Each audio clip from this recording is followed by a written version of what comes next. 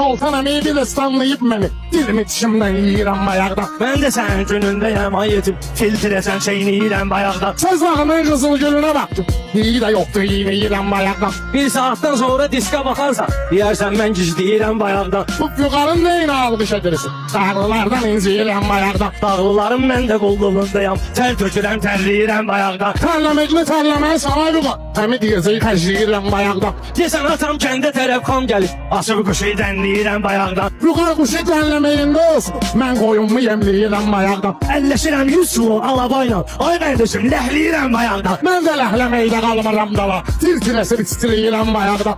Ev yesi qənd almağı fadlı o bilir. Mən buna çay dəmləyirəm bayaqda. Sən çay mən dəmləyərəm, qonaqsın. Cəhərə də can söyləyirəm bayaqda. Sən bu zibili deyərsən deyirən də, sənin yervə oynayıram bayaqda. Öpmüsən pamada qalıb özümdə. Gedmir təmizləyirəm bayaqda. Sən pamadon luğarı çalıb dur boğa. Öz-özümü giz-giz söyləyirəm bayaqda. Füqar özünü necə söylədin söyləyinə. Buyurun sizi dinləyirəm bayaqda.